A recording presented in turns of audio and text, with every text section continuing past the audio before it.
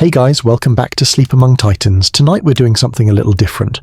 We're going to take a trip back to ancient Greece, the cradle of democracy, philosophy, and, well, a lot of things that would make you miserable. Before we dive into this, I'm curious, where in the world are you watching from tonight? Drop a comment and let me know. So I want you to imagine waking up. Forget your memory foam mattress and your blackout curtains. Your alarm clock is the soul-crushing cold of a stone floor against your bare feet. Seriously. That's your morning greeting. You get dressed. Your outfit of the day is a chiton, and let's be honest, it's basically a glorified scratchy woolsack. Fashion was functional. Then you stumble into the courtyard for breakfast. A gourmet spread of a chunk of hard barley bread and a cup of watered-down wine. Yes, wine.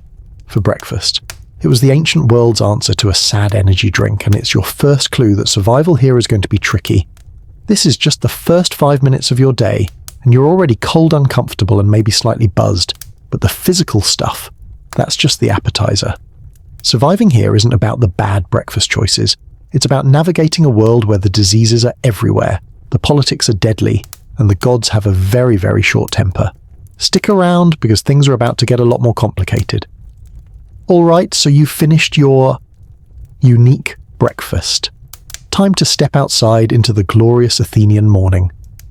Now I want you to erase the image you have in your head from movies, those grand sweeping marble avenues filled with stoic philosophers in pristine white robes. The reality of Athens for the average person was much more intimate. Imagine a labyrinth of narrow, winding, unpaved alleys. The buildings are packed so tightly together that the upper floors almost touch, casting the streets in permanent shadow. It's great for avoiding the hot Greek sun, but less great for avoiding, well, everything else. Let's talk about the aroma. It's a complex bouquet. On a good day, you might smell baking bread from a communal oven or the scent of olive oil. On most days, however, that's mixed with the smells of livestock garbage. And what happens when an entire city has no public sewage system? It's an experience. But the biggest challenge out here isn't the maze-like streets or the smell. It's the social landscape. It's a rigid, invisible pyramid, and you need to learn your place on it fast. At the top are the citizens, the men born in Athens to Athenian parents. They're the only ones who can vote, own land, and have any real power. Then there are the metics, the foreigners. They can work and live here, but they're permanent outsiders. Then you have the women whose world was largely the home, and at the very bottom, holding everything up, are the slaves. And you, a modern person dropped into this, you're none of them. You're an anomaly. A ghost with no status, no rights, and no idea how to act. As we're about to find out, simply staying healthy in a world without medicine is hard enough. But trying to do it while not offending a god, a citizen, or a guard with your strange modern ways, that's the real survival game. So there you're standing in the middle of an Athenian alleyway. You're a social ghost, a person with no recognized place, trying to make sense of the smells, the sounds, and the rigid social pyramid around you. But before you even get a chance to offend a citizen with your strange modern ideas about personal space or democracy, a much more fundamental threat is already at work. It's silent, it's invisible, and in ancient Greece it is absolutely everywhere. I'm talking about the very concept of health and hygiene. We live in a world built on the foundation of germ theory. We wash our hands, we disinfect surfaces, we understand that tiny organisms can make us sick. Our entire model of wellness is based on fighting an unseen enemy we know exists. The ancient Greeks had no such knowledge. To them, the world wasn't full of germs. It was full of imbalances, bad air, and displeased gods. Sickness wasn't a biological invasion. It was a personal or cosmic failure. And their system for understanding all of this was something called humoral theory. Think of it as the body's original, very buggy operating system. The theory, which was the absolute gold standard of medicine for over 2,000 years, proposed that your body contained 4 essential fluids or humours. You had blood, which was hot and wet. You had phlegm, which was cold and wet. You had yellow bile, which was hot and dry. And you had black bile, which was cold and dry. A healthy person was someone who had all 4 of these humours in perfect harmonious balance. Every illness, from a common cold to a raging fever to a bout of depression, was simply the result of one of these humours becoming too dominant. Your entire personality was even thought to be dictated by your primary humour. Are you cheerful and optimistic? You're sanguine, too much blood. Are you calm and thoughtful? You're phlegmatic, a bit heavy on the phlegm, quick to anger. That's choleric. A surplus of yellow bile and feeling down. Well, that was the most famous of all melancholic from an excess of black bile. It's a beautifully simple, elegant system. It's also completely, utterly wrong, and its wrongness is what makes this world so profoundly dangerous for you. Let's create a scenario. You're walking through those dusty, crowded alleys we talked about. You stumble on a loose stone easy to do, and you get a deep, nasty scrape on your leg. It's bleeding. In our world, the protocol is simple. Clean it with soap and water, apply an antiseptic, and cover it with a sterile bandage. In ancient Greece, the response is different. Someone might help you wash it, probably with water from a nearby amphora of questionable purity. They might pour wine over it. This is actually their most effective tool, though they have no idea why. They don't know that alcohol kills germs. They just think wine has a cleansing property. Then a physician might be called. He'll examine your wound and nod sagely. He won't be looking for signs of bacteria. He'll be diagnosing your humoral imbalance. A few days later, the wound is red, swollen, and hot to the touch. It's throbbing. You know this as a classic infection.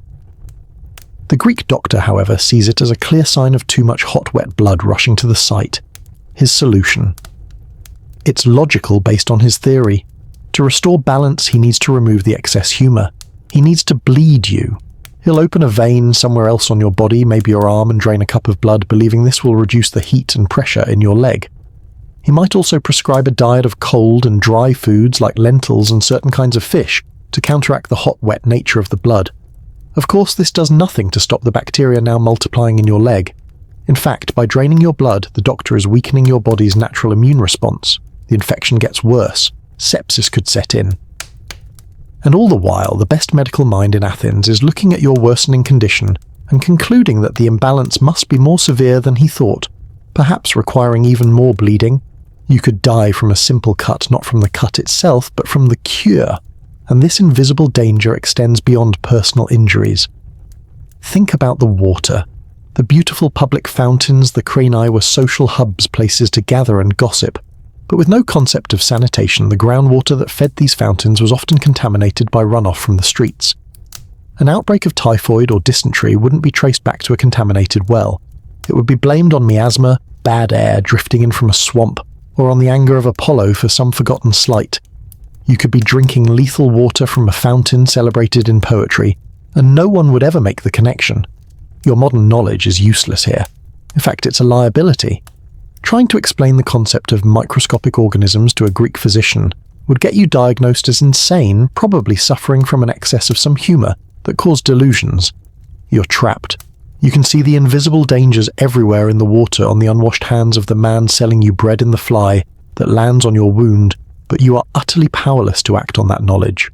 The real sickness you'd suffer in ancient Greece isn't just the risk of infection, but the constant quiet anxiety of knowing you are the only one who can see the real threats. And this ever-present danger from the world outside your body puts a tremendous amount of pressure on what you put inside it. You'd hope that in such a perilous place, your diet would at least be a source of reliable, robust energy.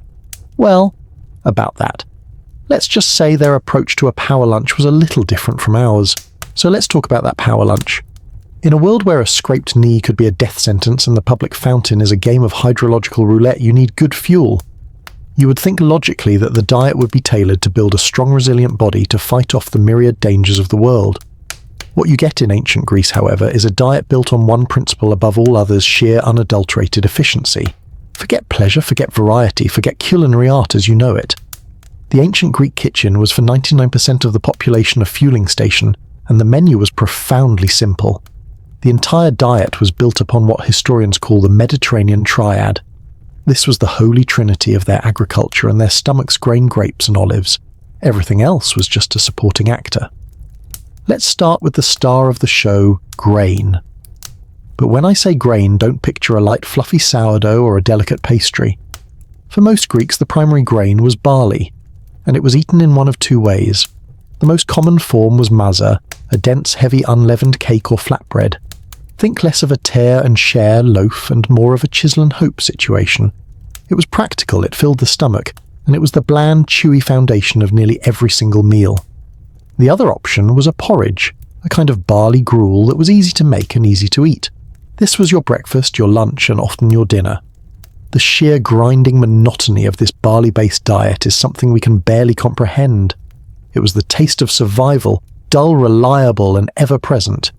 Next up in the triad, grapes, or more specifically, wine. Wine was a fundamental part of life, but not in the way we think of it. For the Greeks, wine was a source of calories, a social lubricant, and they believed a water purifier. It was a staple, not a luxury, but here's the crucial detail: they almost never drank it neat. To drink wine unmixed with water was considered the height of barbarism, something only the wild Scythians to the north would do. At any social gathering, or even just a family meal, a large ceramic vessel called a crater would be brought out. Wine and water would be mixed inside it, usually at a ratio of 1 part wine to 2 or 3 parts water. This diluted beverage was then served. So the wine you'd be drinking constantly wasn't a rich Cabernet. It was a light, slightly sour, watery drink that provided a few calories and a very mild buzz. It was often the most exciting flavour on the table. And finally, we come to the third and perhaps most important member of the triad, the olive. The olive tree was sacred. It was a gift from the goddess Athena herself, and its fruit provided the liquid gold that fueled their entire society. Olive oil was their primary source of fat. It was their butter, their cooking oil, their soap, their moisturizer, their medicine, and the fuel for their lamps. A bad olive harvest could be catastrophic. The oil itself, pressed in local mills, would have been much stronger, more bitter and peppery than the filtered, refined versions we buy in supermarkets. It was the flavor that permeated everything, a constant, pungent reminder of their reliance on this one miraculous tree. So that's the foundation: a brick of barley bread, a cup of watered-down wine, and a drizzle of harsh olive oil. What else was there? The supporting cast was made up of whatever could be grown in a small garden or bought cheaply at the market.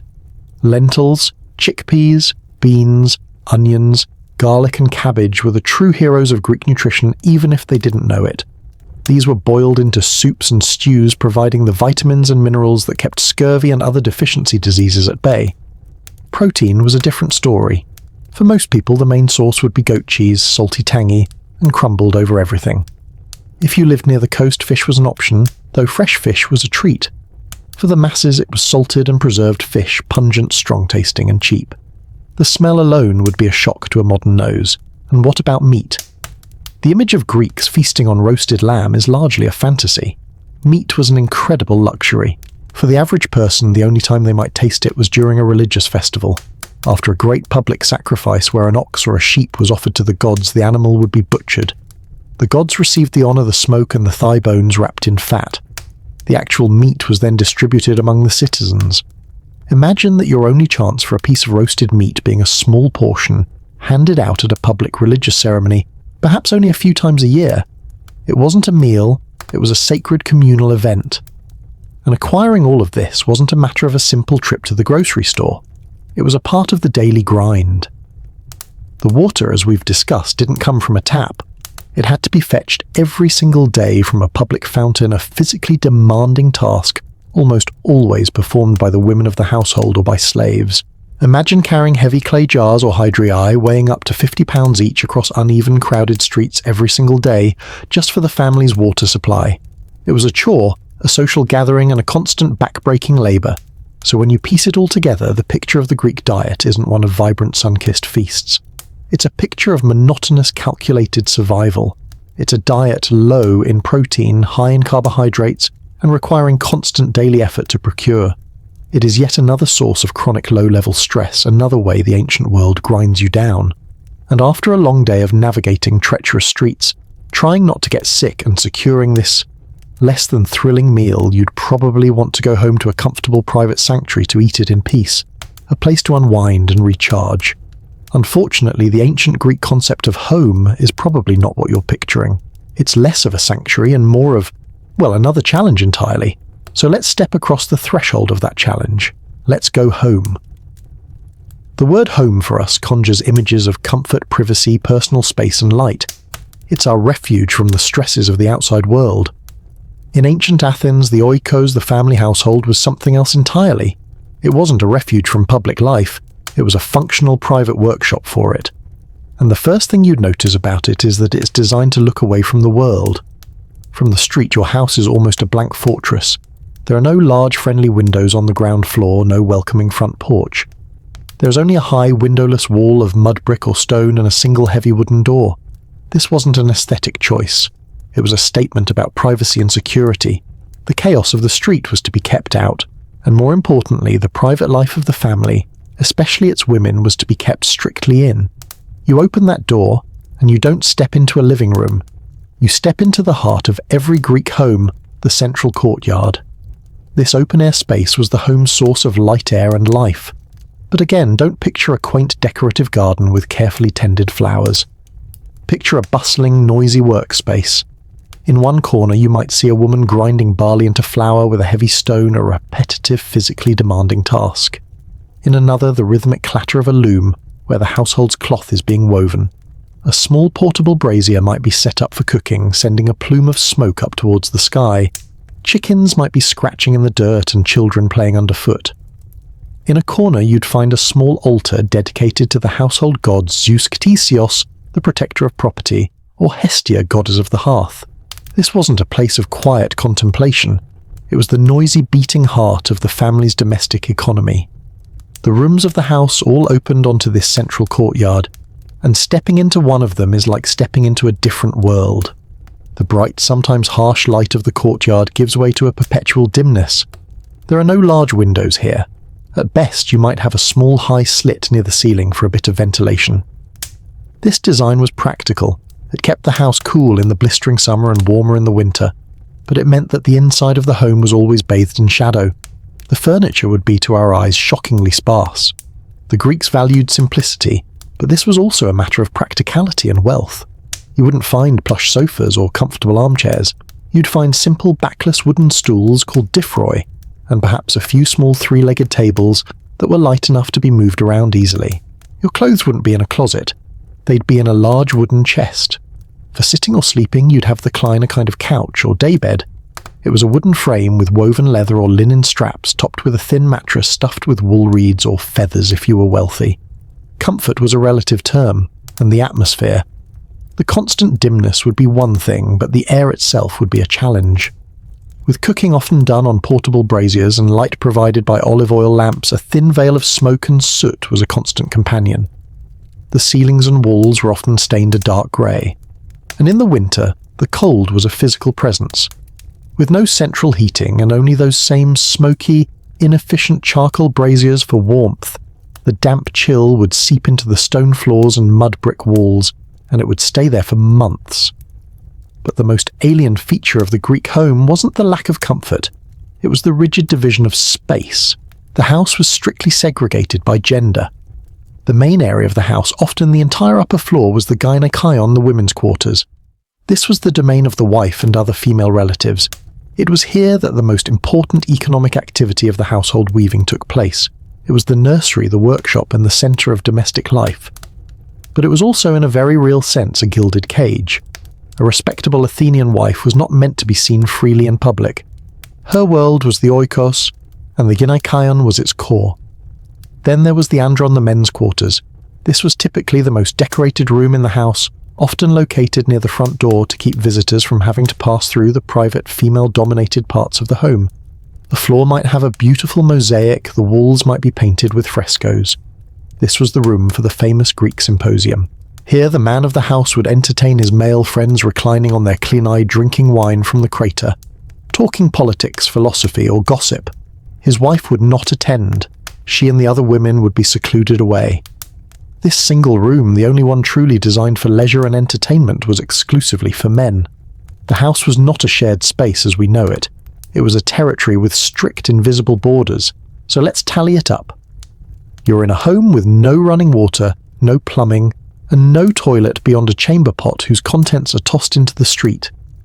A home that is perpetually dark, either chilly and damp or stuffy and smoky. A home with minimal furniture and even less privacy, where the sounds of work and life echo constantly through the central courtyard. A home where your very location is dictated by your gender. This house, with its strict rules, its invisible boundaries, and its lack of personal comfort, is a perfect miniature of Athenian society itself. It runs on a complex, unspoken set of expectations and traditions. And if you think navigating the layout of the home is tricky, Wait until you try to navigate a simple conversation out in the agora, the public marketplace. Because out there, saying the wrong thing to the wrong person doesn't just lead to an awkward silence, it can lead to something far, far worse. So let's talk about that, something far, far worse. We've moved from the physical challenges of disease and diet to the structural challenges of the home. Now we enter the most dangerous, and to us the most alien territory of all the world of conversation, reputation and public opinion. In our modern lives, we generally have a fairly wide berth for social error. An awkward comment at a party might make you cringe later. A controversial post online might lose you some followers.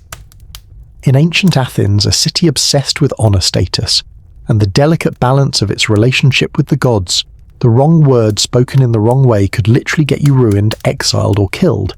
The reason for this is that Athenian society ran on a kind of unwritten constitution called nomos. Nomos means more than just law. It means custom tradition, the accepted order, the way things are done. It governed everything from how you should greet a social superior to the proper way to conduct a sacrifice. And for the Athenians, these unwritten customs were often more powerful than any law carved into stone. To violate nomos was to threaten the very fabric of society. As a modern person, you would be walking through an invisible minefield of these customs with no map and no guide. Your natural instincts, forged in a culture of individualism and self-expression, would be almost universally wrong. Let's start with the cardinal sin of Athenian social life: hubris. We translate it as arrogance, but it's so much more than that. Hubris is the insolent pride that makes a person act as if they are above their station. It's challenging the natural order of things. It's believing you're so great, so wealthy, or so clever that the rules no longer apply to you.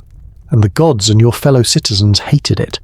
Imagine a newly wealthy merchant who starts wearing expensive imported purple robes every day, a colour usually associated with royalty or divinity. He boasts loudly in the agora, the marketplace, about his clever business deals and the inferiority of his rivals. He's demonstrating hubris. His fellow citizens wouldn't admire his success. They would see it as a dangerous excess.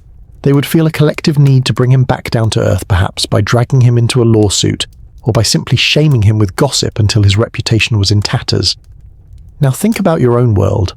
Our culture often celebrates a certain amount of hubris. Fake it till you make it. Be your own biggest cheerleader. That inspirational poster on your office wall that says "Dream big" or "Reach for the stars." In Athens, that's Exhibit A in the case against you. Your perfectly normal ambition to get a promotion, to build a personal brand, to stand out from the crowd, could easily be seen as a dangerously hubristic attempt to put yourself above the collective. But if hubris was a social crime, there was another even more serious offence that was a legal one: asabeia. Impiety. This was a formal charge you could be tried for, and the penalty could be death.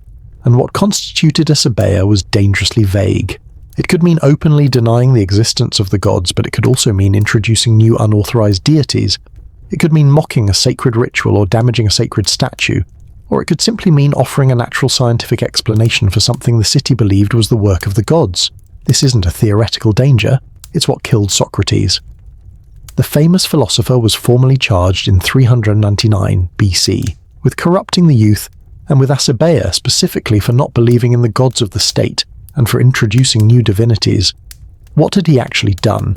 He had wandered around Athens asking powerful people uncomfortable questions, making them look foolish and encouraging young men to question the nomos, the established way of thinking.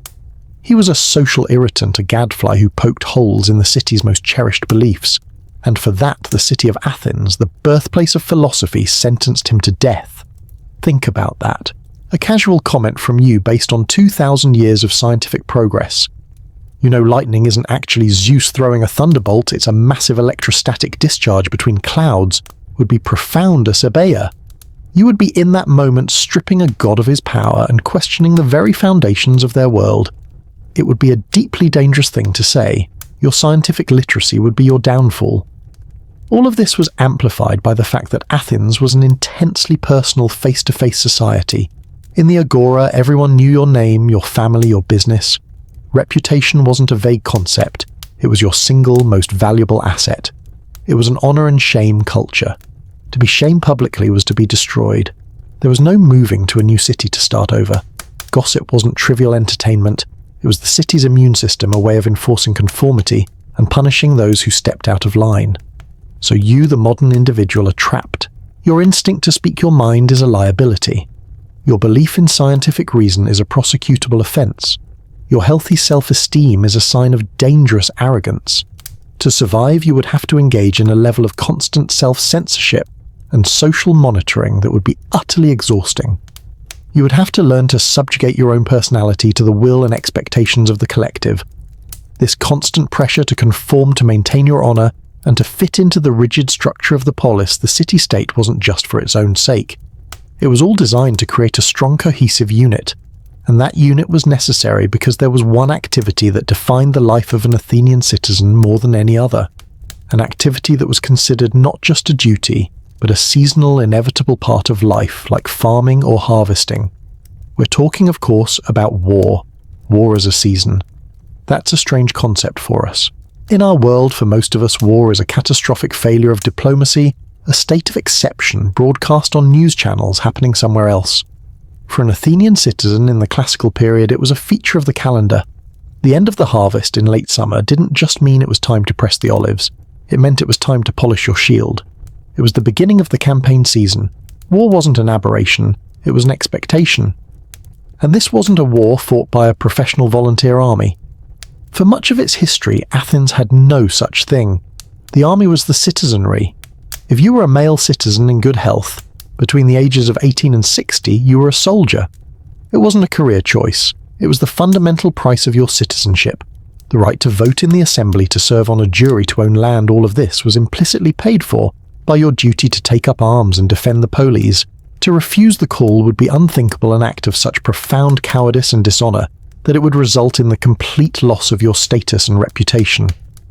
All that social pressure we just talked about, it found its ultimate expression here in the universal obligation to fight. So the call comes. A rival city-state has made a move, an ally needs defending, a new campaign has been voted on. You go to the wooden chest in your dark, smoky house, and you begin the ritual of gearing up. This is your panoply, the suit of armor you were likely required to purchase yourself. First come the greaves, 2 curved sheets of bronze you fit to your shins. Then the cuirass, your body armor. If you were wealthy, it might be a sculpted bronze breastplate. More likely it's a linothorax, a tough, stiff vest made from layers of linen glued together, which could be surprisingly effective. Then comes the helmet. The iconic Corinthian helmet, a single piece of bronze that covers the entire head and neck, with openings only for the eyes and mouth. The moment you lower it over your head, your world changes. Your vision is instantly funneled into a narrow slit. Your hearing is muffled, dominated by the sound of your own breathing echoing inside the hot metallic space. It's claustrophobic and disorienting, like trying to see the world through a mail slot. And then the shield, the aspis. This is the heart and soul of the Greek soldier, the hoplite. It's a large concave wooden disc, often faced with a thin layer of bronze nearly a meter in diameter. It is profoundly heavy, weighing somewhere between 15 and 20 pounds. You slide your left forearm through the central strap, the porpax, and grip a leather handle near the rim. The weight is immense, a deadening pull on your entire body. Finally, you take your spear, the 8-foot-long dory, and your short leaf-shaped sword, the xiphos, for close-in fighting. All told, you are now carrying between 50 and 70 pounds of equipment, and in this, under the unforgiving Greek sun, you're expected to march for miles before you even see the enemy. The march itself is an ordeal, but it's nothing compared to the destination. The Greek way of war was the phalanx, a dense block of hoplites shoulder to shoulder, 8 or more ranks deep. Your survival depends on the man next to you. That giant heavy aspis on your left arm doesn't just protect you, its left half extends out to cover the unprotected right side of the man to your left. He in turn protects the man to his left. It is a wall of shields, a bristling hedge of iron-tipped spears. This is where all that social conditioning pays off.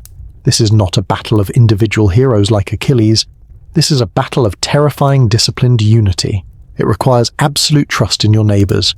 Imagine standing in that formation. The smell of wool, leather, sweat, and fear is overpowering. You can hear the nervous coughs of the men around you, the shuffling of thousands of feet on dusty ground. Ahead, you can see the enemy phalanx, a dark line in the distance growing steadily larger. A horn sounds, and then the advance begins. You move forward, your heavy shield pressing into the back of the man in front of you. The pace quickens. The 2 living walls of bronze, wood, and flesh begin to jog, then run toward each other. The final moments before impact are a deafening roar, a combination of the paean, the battle hymn you are screaming, and the thunder of thousands of running feet. And then the collision. The orthismos, the push. It's a brutal shoving match of shields and bodies, a press of humanity, where you stab your spear over or under the wall of shields in front of you, trying to find a gap in the enemy's armor. It's a terrifying claustrophobic nightmare of immense physical exertion and sheer terror. If your side is victorious, if the enemy line breaks and runs, the battle is mostly over. You set up a trophy on the field, you have the right to collect your dead, and then you go home. You hang your shield back on the wall of your house, you wash off the grime of the campaign, and you return to being a farmer, a potter, or a stonemason. Until the next year, when the season for war begins again. You carry the memories of the shouting, the pushing, the sight of your neighbor falling with you. They had no name for post-traumatic stress, but the ghosts of the battlefield haunted the quiet corners of the oikos just the same. We've walked through the grime of the city, tasted the blandness of its food, felt the chill of its homes, navigated its treacherous social codes, and stood in the terrifying press of the phalanx. We have seen a world of constant grinding hardship. It's a heavy burden to carry, both for the ancient Athenian and for us imagining it now. So for a moment, let's leave the city walls behind. Let's step away from the demands of the citizen and the soldier. Let's find a quiet place of stillness, a moment of peace that existed even then, a place to simply breathe under the Attic sky. Let's find an olive grove. The rhythmic beat of the march fades from your mind. The shouting of the agora is gone. The claustrophobia of the house dissolves. We're walking on a dusty path away from the dense centre of Athens, past the great city walls. The air begins to change. The scent of smoke animals and humanity gives way to something cleaner, something wilder. You can smell the warm dust of the path, the sharp herbal scent of wild thyme and oregano crushed underfoot, and a faint salty tang on the breeze, a promise of the Saronic Gulf somewhere over the hills. The sounds change too. The city's hum is replaced by a profound and ancient quiet. The only sounds are the ones that have existed here for millennia, the gentle rustle of leaves, the insistent electric buzz of a cicada somewhere nearby, the soft crunch of your own footsteps on the earth. And then you see it, a hillside covered in the silent, patient forms of olive trees. From a distance, their leaves have a pale, silvery green shimmer, a cool oasis in the sun-drenched landscape. As you step into the shade of the first tree, the world transforms. The relentless glare of the Attic sun is broken into 1,000 shifting patterns of light and shadow on the ground. The air here is noticeably cooler, still, and serene. These are not young, slender trees. They are ancient beings. Their trunks are gnarled and twisted, thick and muscular, splitting and rejoining, as if they have been wrestling with the earth itself for centuries. The bark is a roadmap of time, a cracked and deeply grooved testament to countless seasons of sun, rain, and wind. They look less like plants, and more like sculptures of endurance. You find a spot to sit your back against the solid, rough bark of one of these elders. You look out from the hillside. In the distance you can see Athens, a smudge of white and brown buildings shimmering in the heat, the Parthenon a tiny perfect jewel on its rock. From here the city looks peaceful, almost abstract. Its noise and its dangers and its troubles cannot reach you. Here in the stillness the mind finally has space to breathe. The constant low-level anxiety that defines life within the city walls begins to recede. The focus on immediate survival, finding food, staying healthy, avoiding offense gives way to something else. In a place this quiet, bigger questions start to drift in on the breeze. You look at the silver leaves shimmering like a school of fish, and you remember that this tree is a direct gift from Athena. The very foundation of the city's wealth and identity is rooted in this sacred plant. And you wonder, what is the real nature of these gods? Are they benevolent parents watching over you, or are they capricious, powerful landlords whose favour must be constantly curried, whose anger can ruin you in an instant? The stories are full of both. Here, under the branches of Athena's own tree, the question feels very real. You look back toward that distant city, and you think of the chaos of the assembly, the roar of thousands of citizens voting sometimes with wisdom, sometimes with mob fury. You think of the practice of ostracism, where a man can be exiled for 10 years, not for any crime, but simply for being too popular, too powerful. Is that justice? Is that the best way to order the lives of men? The philosophers who walk these same hillsides are asking that very question, and getting into a great deal of trouble for it. You might see a figure working quietly at the far end of the grove, pruning a branch or clearing stones from the base of a tree. He is a slave. His silent, unending labour is what allows the owner of this grove to sit in the agora and debate philosophy. His reality, his inner life, is a complete mystery, a world away from the citizens. What is the nature of a freedom that rests so completely on the bondage of another? The silence of the grove doesn't offer an answer. It only provides the space to ask the question. This moment of peace is a profound relief, a necessary pause. It's a reminder that even in a world of such harshness and struggle, pockets of tranquility and beauty existed. This quiet hillside is as much a part of ancient Greece as the crowded street or the bloody battlefield. But the sun is beginning to dip lower now, painting the distant mountains in shades of gold and rose. The peace of the grove is not a permanent state. It is a brief respite. It's a place to gather your thoughts before turning back to the city, where all those big, complicated questions are not abstract debates but matters of daily life and death. The gods are not just stories here. They are waiting. The gods are waiting. That's not a poetic turn of phrase. For an ancient Greek, it was a plain statement of fact, and this is perhaps the single greatest imaginative leap we have to make to understand their world and why you would be in such constant mortal danger within it. We have been conditioned to see the Greek gods as mythology. We read the stories in school as entertaining, often bizarre fables about magical beings. They are characters like characters in a fantasy novel. For the ancient Greeks, it was not mythology. It was theology. It was their science, their history, and their explanation for the very nature of existence. The gods were not distant storybook figures. They were immanent. They were here now, actively participating in the world. A flash of lightning wasn't like Zeus's anger. It was Zeus's anger. A sudden storm that swamped a fishing boat wasn't an unfortunate weather event. It was Poseidon's rage. A brilliant sudden idea that solved a difficult problem wasn't just a moment of inspiration. It was a whisper from Athena. There was no clean line between the natural and the supernatural. The world was saturated with divine presence and power. And the personalities of these divine powers were complicated. Forget the idea of a single all-knowing, all-loving god. The Olympian gods were more like a highly dysfunctional, superpowered family who happened to rule the universe. You had Zeus, the patriarch king of the gods, a figure of immense power and authority, who also had absolutely no self-control and whose constant affairs caused endless trouble. You had his wife, Hera, the queen, the goddess of marriage, whose defining characteristic was a terrifying, relentless, and often wildly unjust jealousy towards Zeus's lovers and his illegitimate children. You had Apollo, the god of music, poetry, reason, and light, who could also send a deadly plague to wipe out an entire army with his silver bow. You had Aphrodite, the goddess of love and beauty, whose vanity could start wars. These were not moral exemplars.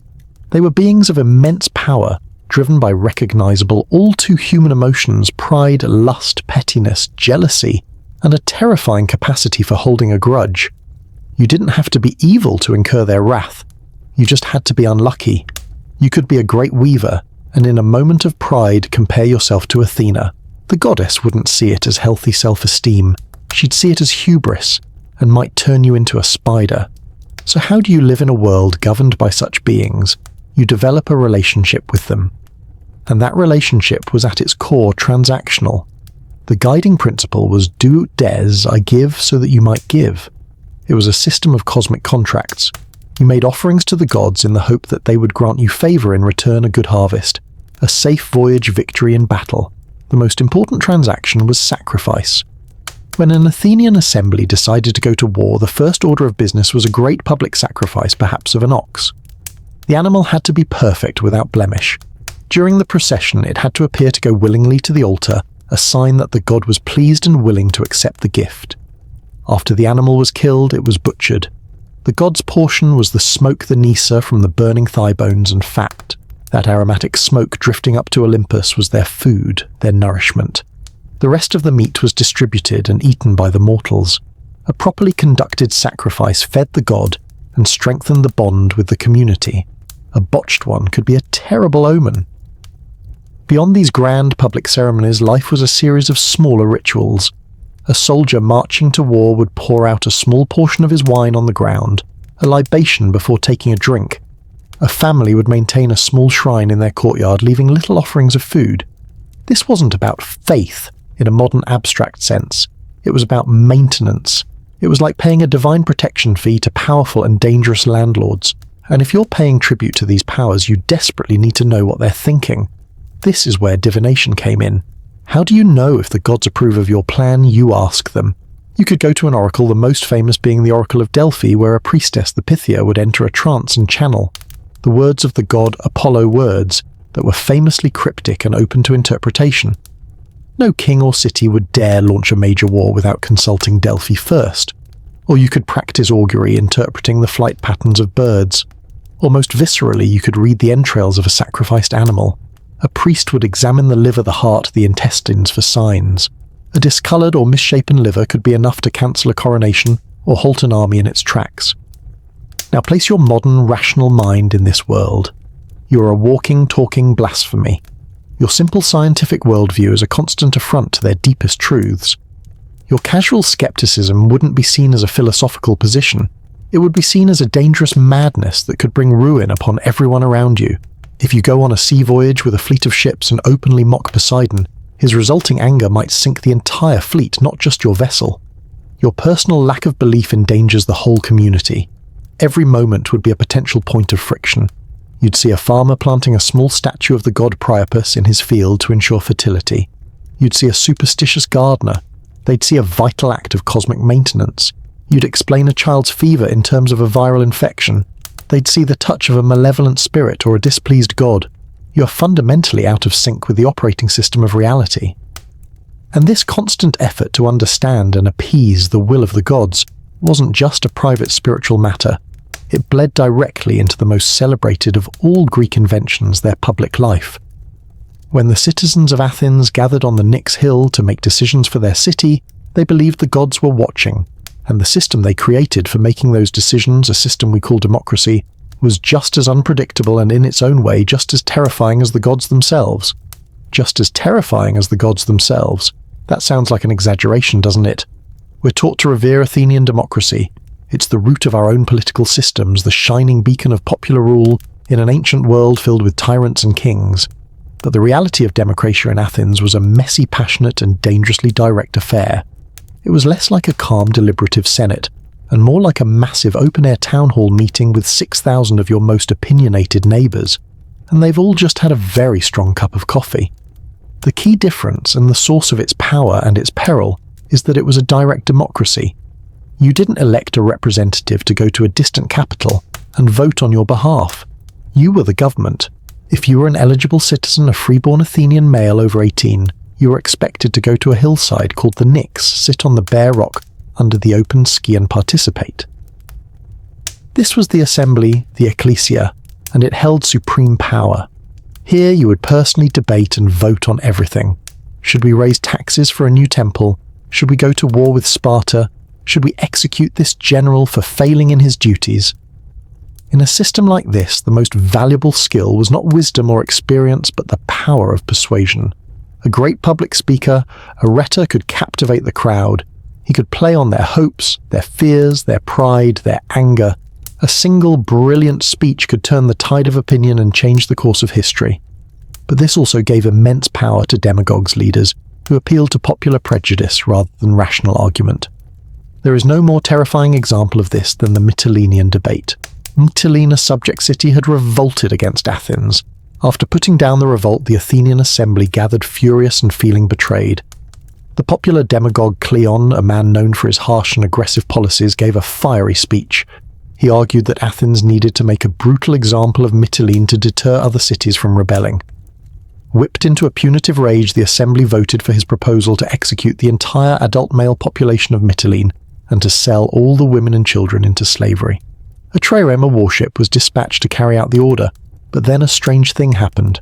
The sun set on Athens. People went home, and in the quiet of the night, a wave of collective regret seems to have washed over the city, a profound horror at what they had just commanded in the heat of the moment. The next morning the assembly was convened again for an emergency second debate. Another speaker argued passionately against the massacre, appealing to the city's conscience. After a tense debate, the assembly narrowly reversed its decision. A second trireme was immediately sent out rowing with desperate speed. The rowers were promised great rewards they ate at their oars, and they managed to overtake the first ship just as it was arriving at Mytilene, stopping the execution order moments before it was to be carried out. Think about that. The fate of thousands of lives rested on which speaker was more persuasive that day, and whether a second boat could row faster than the first. This was Athenian democracy in action, visceral, emotional, and capable of both astonishing cruelty and profound mercy in the space of 24 hours. And if the whims of the crowd could determine the fate of another city, they could most certainly determine the fate of an individual citizen. This was institutionalized in one of the strangest political practices in history, ostracism. Once a year, the citizens could vote to exile one man for a period of 10 years. There was no charge, no trial, no defense. Citizens would simply take a shard of broken pottery and ostrakon and scratch the name of the person they wanted to see gone. If any one name received at least 6,000 votes, that person, no matter how famous or powerful, had 10 days to pack his things and leave the territory of Attica. He couldn't return for a decade.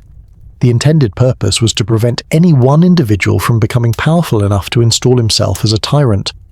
But in practice, it became the ultimate political weapon. Was there a rival general you wanted out of the way, a politician whose policies you despised? You could organize a campaign spreading rumors and convincing your friends to write his name on their shards. It was a brutal yearly popularity contest, where the loser was kicked out of his home. Every prominent Athenian lived with this hanging over their head. Your entire life could be upended by the collective anonymous whim of your neighbors. How would you, a modern person, fare in this environment? You're used to the buffers of bureaucracy, the slow pace of legislation, the idea of a loyal opposition. In Athens, politics was a fast, brutal zero-sum game. Your modern data-driven arguments would be drowned out by a charismatic speaker promising victory and glory. Your belief in compromise would be seen as weakness. You'd be utterly unprepared for a system where public opinion wasn't just a poll, but a tidal wave that could be summoned in an afternoon to sweep you out to sea. This was a remarkable experiment in popular rule, but it was a high-pressure, high-stakes system that offered very little personal security if you dared to enter the public arena. It was a government of the people, by the people, and for the people, and it could be just as fickle and dangerous as any king. But as we stand here imagining the roar of the crowd on the Knicks Hill, a fundamental question arises. Who are these thousands of men who have the time to spend all day debating, listening to speeches and voting? Who is tilling their fields, tending their workshops, and mining the silver that pays for the fleet while they practice their glorious democracy? The entire magnificent chaotic system rests on a silent, invisible foundation. A foundation built of people who have no vote, no voice, and no freedom. A foundation of slavery. A foundation of slavery. Let's let that sink in for a moment. It's easy for us to compartmentalize to think of Athenian philosophy democracy, an art on one side and slavery on the other, as if they were separate, unrelated issues. They were not. They were two sides of the same coin. The liberty of the citizen, the freedom to participate in government, to create art, to pursue knowledge, was directly built upon the bondage of the many. To understand ancient Greece is to understand that slavery was not a flaw in their society. It was their society's operating system. And the most profound and disturbing difference between their world and ours is this. In ancient Greece, there was virtually no abolitionist movement. There was no widespread moral outcry against the institution. Even their greatest and most celebrated thinkers, Plato and Aristotle, did not argue for its elimination. They simply debated its proper management or tried to justify it by arguing that some people were slaves by nature. The very idea that freedom was a universal human right was a concept that did not exist. This moral chasm is perhaps the deepest and most impassable of all. Slavery in Athens was not based on race as it was in the modern era. A slave could be from anywhere. They were often prisoners of war from rival Greek cities, or barbarians captured from Thrace or Asia Minor. They could be victims of piracy captured at sea and sold in a market. They could be infants abandoned at birth and picked up by slave traders. Or they could simply have been born to a mother who was herself a slave. A slave could look and sound exactly like their master. This made the line between slave and free a matter not of biology, but of status and sheer brutal luck. And they were everywhere. It is estimated that at the height of Athens' power, as much as a third of the population may have been enslaved. They filled every conceivable role. The most visible were the household slaves. They were the ones we've glimpsed before the person who fetched the water from the fountain, who ground the grain, who cooked the bland meals, who cleaned the smoky rooms, and who often raised the children of the household. This created a strange and unsettling intimacy. A slave could be a beloved nursemaid to a child and still be considered nothing more than property, to be sold, beaten or disposed of at the master's whim. There were also skilled slaves. An educated captive from another city might work as a clerk, a tutor for the master's sons, or a manager for his workshop. Some slaves were artisans creating pottery or metalwork. The state itself owned slaves who worked as clerks in public offices, or ironically as a rudimentary police force, the Scythian archers who maintained order in the assembly. But the comfortable life of a household slave or a skilled public servant was one end of a very wide spectrum. At the other end was a living hell. Deep in the hills of Attica were the silver mines of Laurion. The silver from these mines funded the Athenian fleet, paid for the construction of the Parthenon, and fueled the city's empire, and this wealth was extracted from the earth by thousands upon thousands of slaves. Here there was no pretense of intimacy, there was only brutal industrial-scale extraction of labour. Imagine working 10-hour shifts underground in narrow, cramped tunnels, where you could barely stand breathing air thick with choking rock dust. The work was done in perpetual darkness, lit only by the faint flickering light of a tiny oil lamp. The life expectancy for a slave in the Laurion mines was horrifyingly short. They were quite literally human tools being used up and discarded to power the glory of Athens. This was the reality of their legal and social status. Aristotle, in a chillingly practical phrase, called a slave an empsychon organon, a tool with a soul. A slave had no rights. They could not legally marry. They could not own property. Their children were the property of their master. In a court of law, a slave was not even permitted to give testimony unless it had been obtained under torture. The horrific logic behind this was that only the fear of extreme physical pain could override a slave's natural loyalty to their master, thus forcing them to tell the truth. It was an institution built on complete and total dehumanization. Now place yourself with your modern conscience into this world. How do you survive, not physically but spiritually? Every single aspect of life is tainted by this reality. The wine you drink was likely harvested by slaves. The majestic temple you admire was built with wealth generated by slaves. The brilliant philosophical conversation you overhear in the agora is being had by men whose freedom to philosophize is a direct result of slave labor back in their homes and their fields. There is no escape. You cannot launch a protest or write an impassioned plea for abolition. They would think you were a dangerous fool trying to destroy the very foundation of their world. Your deeply held belief in the inherent worth and dignity of every human being would be a completely alien concept. You would be forced into a terrible choice: either become complicit in a system of profound brutality or live in a state of constant silent moral agony, alienated from everyone and everything around you. This, more than the disease, the bad food, or the political chaos, is the true barrier. It is a wound to the soul.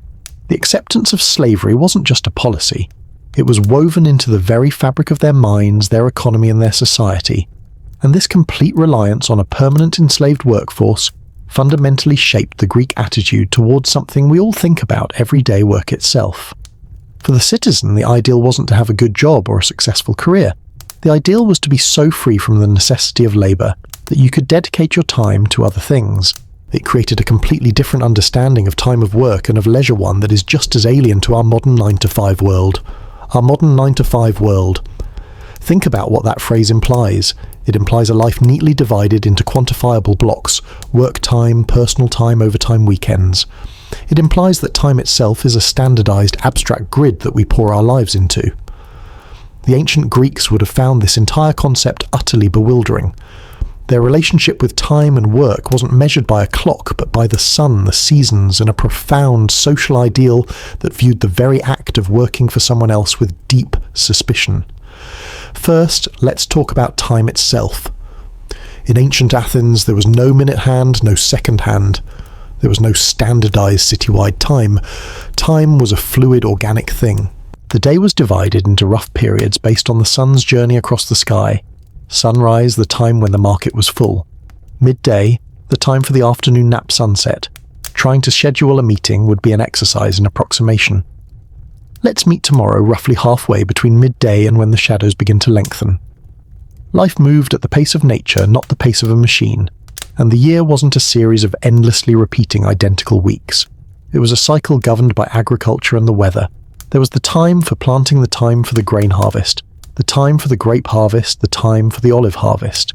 There was the sailing season in the summer when the Mediterranean was calm enough for trade, and there was the winter when the seas were too rough a time for mending tools and staying indoors. And as we've discussed, there was the campaign season when a citizen's focus shifted from farming to fighting. Your life wasn't a straight line on a calendar, it was a recurring circle of natural and civic duties. This different sense of time underpinned a completely different attitude toward work. For us, our job is often our identity. What do you do is one of the first questions we ask a new acquaintance. We take pride in our careers, our productivity, our work ethic.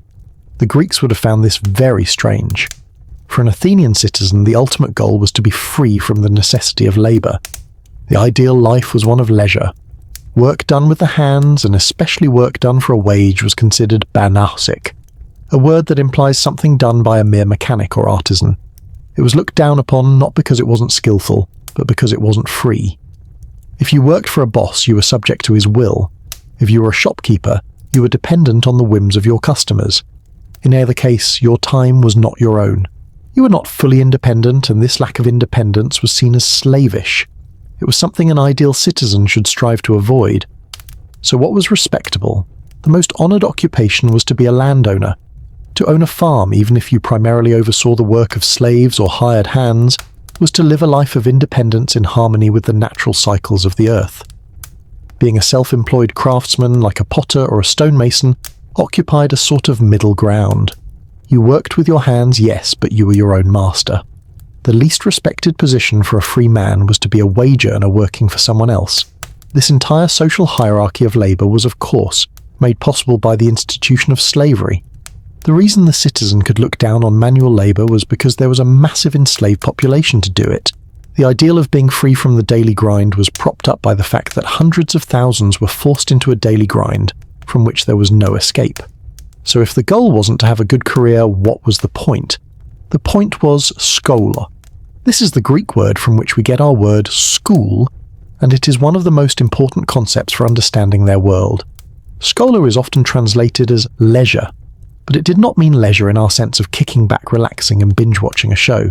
Skola was the productive use of your free time that you possessed, because you were not forced to labour. It was time dedicated to the things that made you a better man and a better citizen. What did this include? It included going to the gymnasium to exercise your body. It included fulfilling your religious duties.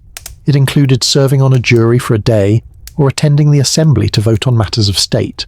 And most famously, it included stimulating your mind by engaging in philosophical conversation, listening to poetry, and debating the nature of the good life.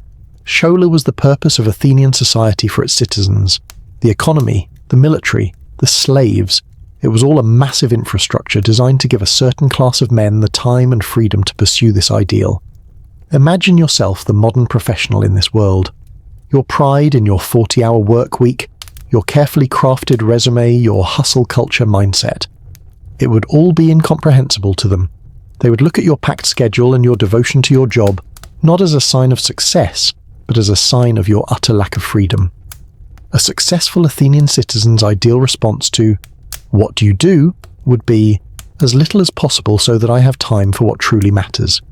Their world was not organised around the principles of economic productivity and career advancement. It was organised around the political and philosophical project of creating the ideal citizen. It was a society that valued free time over money and civic participation over personal ambition. And what was the highest expression of this life of Schola? What was the ultimate activity for a mind freed from the daily grind of labour? It was the pursuit of wisdom. It was philosophy. And we tend to imagine this as a gentle, harmless activity, old men in robes stroking their beards and pondering the clouds. But in a city as proud, as pious, and as rigid as Athens, the simple act of asking too many questions could be the most dangerous job of all. The most dangerous job of all.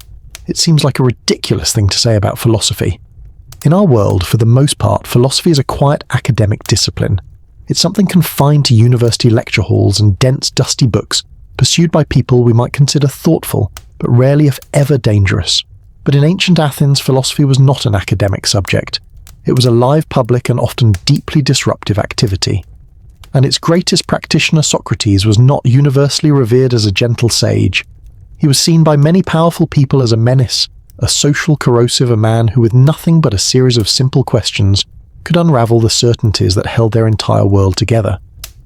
To understand this, we need to understand what the Socratic method actually looked like in practice. It wasn't a cozy classroom discussion. It was Socrates, a man known for his unconventional appearance, stopping a prominent, well-respected citizen in the middle of the bustling agora and publicly interrogating him. Imagine the scene. A famous general, a man celebrated for his bravery, is walking through the marketplace basking in the admiration of his fellow citizens. Socrates approaches him and says, "Greetings, General. You are known to all as a man of great courage. Surely then you can tell me what is courage?" The general, flattered, offers a simple, confident answer. "Courage is standing your ground in battle and not running away." And then Socrates begins. A fine answer, he might say. But what about soldiers who feign a retreat to lure an enemy into a trap and then turn to fight? Is that not also a form of courage? The general, seeing the logic, agrees. So courage can sometimes involve running away, Socrates continues. And what of courage in non-military matters? Can a person be courageous in facing illness or poverty or in politics? The general agrees. So courage is not just about behavior in battle. On and on it goes. With each question, Socrates gently, logically, relentlessly dismantles every answer the general provides. After 10 minutes, the general, who began the conversation as a confident expert on courage, is left in a state of confused silence, forced to admit, before a growing crowd of onlookers, that he does not in fact know what courage truly is. He has been publicly humiliated. The group of wealthy young men who followed Socrates everywhere are snickering, and the general, a powerful man with powerful friends, now sees Socrates not as a seeker of truth, but as a man who made him look like a fool. This was the Socratic method in action. It was intellectual combat disguised as a friendly chat. Plato, his most famous student, said that Socrates saw himself as a gadfly, a pesky insect sent by the gods to sting the lazy horse of Athens to keep it awake. He wasn't just questioning individuals, he was questioning the city's most sacred assumptions. He questioned if the gods really did the petty, immoral things the poets described. He questioned if the democratic leaders truly understood justice, or if they just understood how to win votes. He questioned if the craftsmen who built the city truly understood the nature of beauty, or if they were just following tradition. In a society built on nomos, on unquestioned custom and tradition, this was profoundly threatening. We saw how dangerous it was to violate the social codes and religious beliefs. Socrates, in his search for pure rational truth, was violating almost all of them. He was teaching the youth of Athens to value their own logical inquiries above the received wisdom of their ancestors.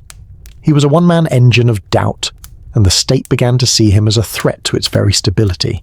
His trial was the inevitable collision of these two worldviews. The charges were aspeya, impiety, and corrupting the youth. And from the perspective of the Athenian establishment, they were true. By encouraging his followers to question the nature of the gods, was he not being impious? By teaching young men to publicly question and humiliate their elders and the city's leaders, was he not corrupting the natural social order? The city decided that the gadfly's sting had become too venomous and it had to be swatted.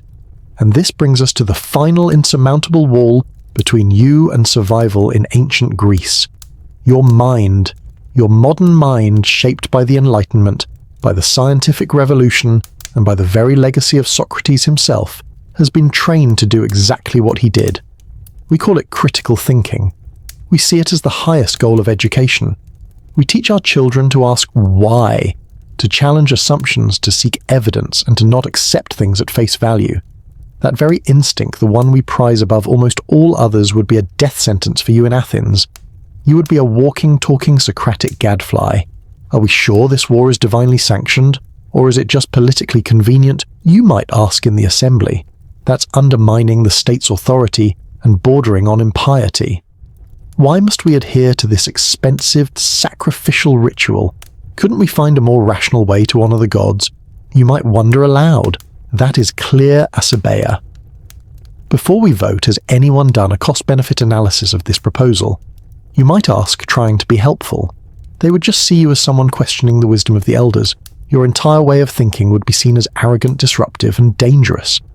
And so, we see the final barrier. It's not just that your body is too accustomed to comfort your stomach, too weak for their food, or your sense of hygiene too advanced.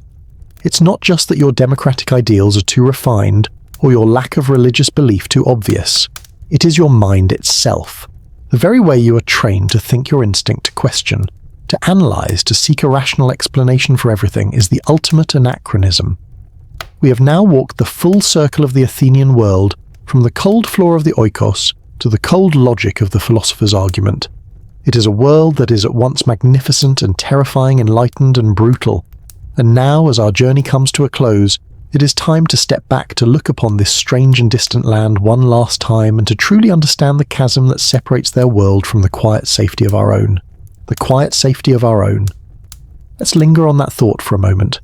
Our long walk through ancient Athens is over. The dust of the agora settles. The echoes on the Nix Hill fade into the evening air, and the shadows in the olive grove lengthen into night. The journey is done. It is time to come home. Let the memory of the cold stone floor on your bare feet fade away. Feel it replaced by a sense of warmth and softness.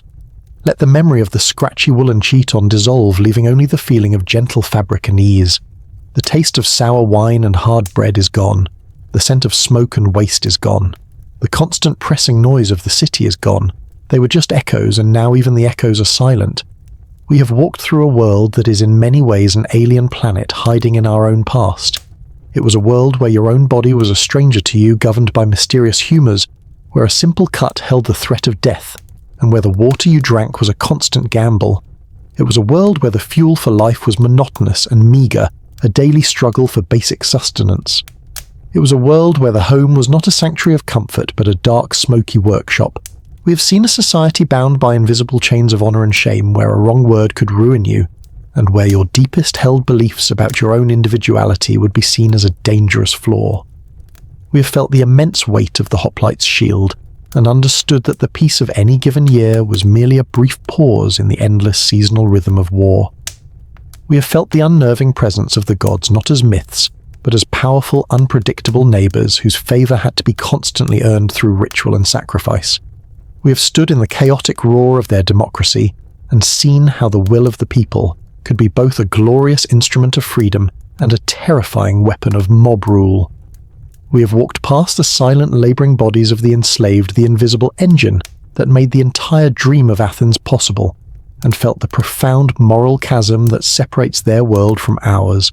And finally, we have seen how even the noble pursuit of truth, the very act of thinking critically, could be the most dangerous crime of all. It would be easy from the comfort of our present to judge them for these things, to see their world as simply brutal, superstitious, and unjust. But that would be to miss the wonder of it. They were not lesser than us. They were simply working with a completely different set of tools with a different understanding of reality itself. And despite every one of these hardships from within this crucible of discomfort and danger, they produced things of breathtaking and enduring beauty. The Parthenon, which we saw as a tiny jewel on its rock, still stands as a monument to their sense of proportion and grace. The plays of Sophocles and Euripides, first performed in their open-air theatres, still ask the deepest questions about human nature. The dialogues of Plato, born from that dangerous tradition of questioning, became the very foundation of Western thought. Their spirit was not crushed by the harshness of their world. In many ways, it was forged by it. They lived on a knife's edge, and on that edge they created wonders. But their world is not your world. Their struggles are not your struggles. And now feel the world that is truly yours, the real one here and now. Feel the gentle, steady support of the surface beneath you. It is not the hard-packed earth of Attica or a thin mattress on a wooden frame. It is your bed. Feel the simple, profound weight of a blanket, a luxury of warmth and security that would have been unimaginable to most of them. Listen. Listen to the quiet of your room. There is no sound of grinding stone, no clang of a blacksmith's hammer from the alleyway, no shouting from the marketplace. There is only the gentle hum of the world outside your window, or perhaps the soft sound of your own breathing. It is the sound of peace. It is the sound of privacy. It is the sound of safety. Take a slow, deep breath. The air is clean. It is free from the smoke of oil lamps and charcoal braziers. It is simply air. You're safe from the random wrath of petty gods. You're safe from the judgment of the assembly. You're safe from the sudden call to war. All of the anxieties, all of the pressures, all of the dangers we have walked through tonight are just stories. They are ghosts, and you can let them go. The people of ancient Greece have long since turned to dust. Their struggles are over, their arguments are settled, their gods are silent. They now sleep among the titans of history. And now you can rest too. There are no duties waiting for you at dawn that cannot wait. There are no rituals to perform, no dangerous truths to navigate, no unspoken rules to obey. There is only the quiet of this room, the comfort of this bed, and the gentle welcome pull of sleep. Let the past dissolve. Let the present be still. It is safe to sleep now. Rest well.